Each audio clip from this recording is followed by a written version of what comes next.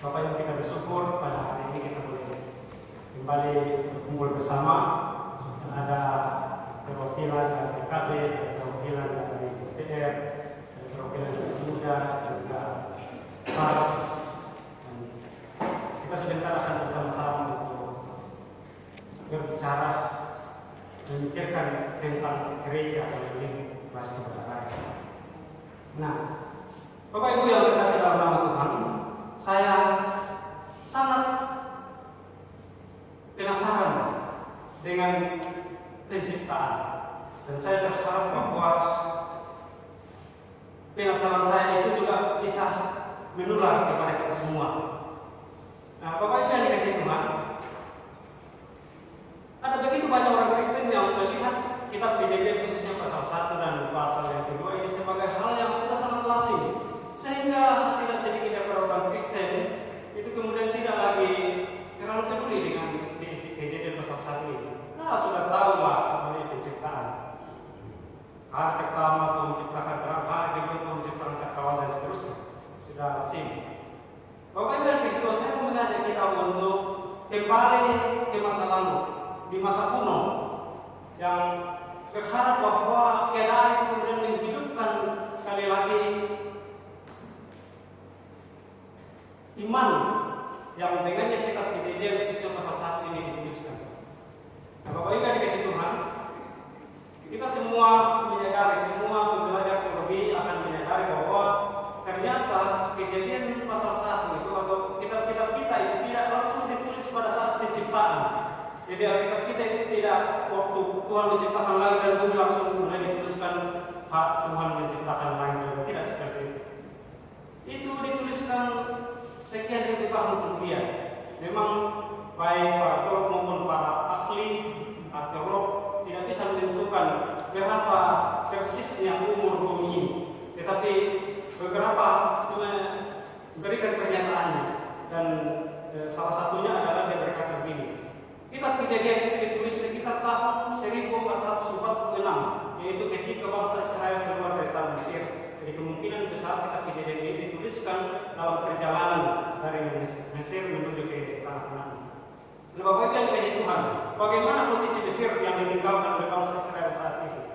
Bangsa Israel adalah bangsa yang menyembah berhala, dan khususnya menyembah terhadap dewa matahari yang dalam bahasa kuno disebut sebagai Ra, menyembah kepada dewa matahari.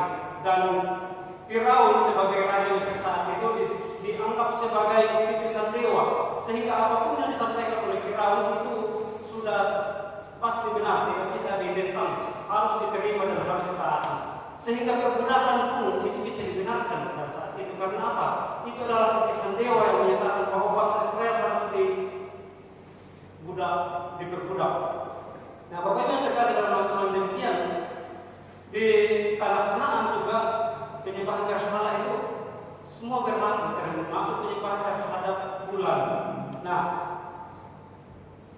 kitab Kejadian pasal 1 ini adalah sebuah reformasi dalam kehidupan iman. Jadi reformasi itu tidak terjadi pada tahun 1517 oleh Martin Luther di Jerman. Tapi reformasi pertama kali terjadi ketika kitab Kejadian ini dituliskan. Di tengah-tengah kehidupan bangsa yang tidak percaya kepada Allah, yang tidak mengetahui asal-usul dari mana asalnya ini bumi yang kita tempati sekarang ini, bahkan tidak jelas pemahamannya tentang manusia, maka muncullah kitab Kejadian dituliskan oleh Musa. Menurut tradisi gereja percaya bahwa Musa yang menuliskan ini. Muncul memisahkan tentang riwayat penciptaan langit dan bumi. Orang bilang, sudah sini sudah sekian ratus tahun dibaca oleh orang Kristen, tapi masih begitu banyak pertanyaan-pertanyaan yang tersisa yang sulit untuk dijawab. Misalnya saja, apa yang dikerjakan Tuhan sebelum penciptaan langit dan bumi? Tuhan Allah itu ada dalam kekekalan, dalam satu keberadaan yang tidak terbatas. Sebelum dia menciptakan langit dan bumi, apa yang dikerjakan oleh Tuhan? Masa Tuhan diam-diam saja? Itu salah satu pertanyaannya yang sulit untuk dijawab. Seorang bapak gereja bernama Aurelius Agustinus dari Hippo, aktif yang berkata begini. Waktu dia ditanya seperti itu, dia sedang membuat neraka buat orang yang sedang mempertanyakan pertanyaan seperti itu.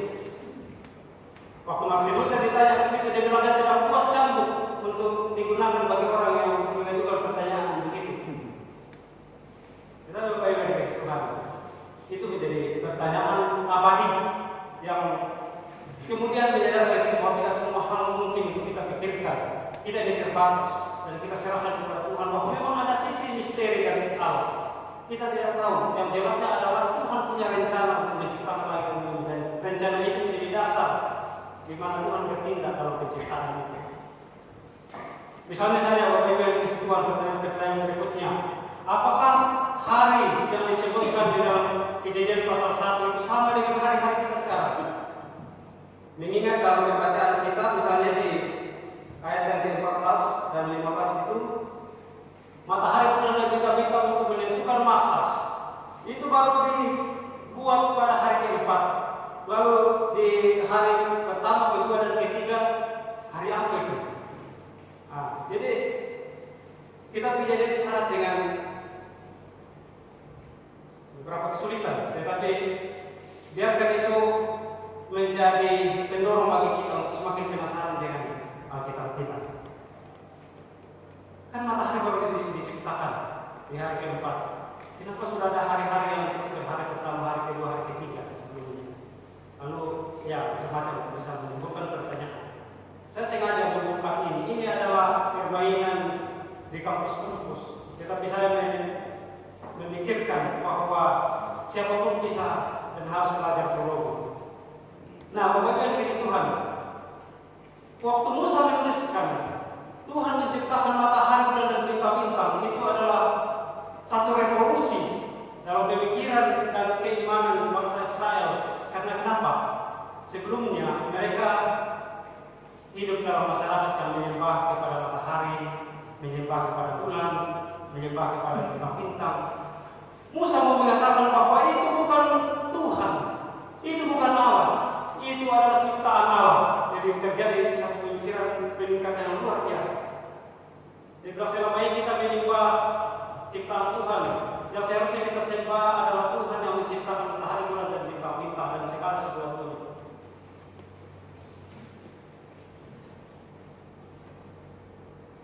Jadi bagaimana di situ Tuhan menciptakan pada mulai Allah menciptakan langit dan bumi gelung berbentuk dan kosong, gelap gulita menutupi samudra raya dan roh Allah melayang-layang di atas permukaan air.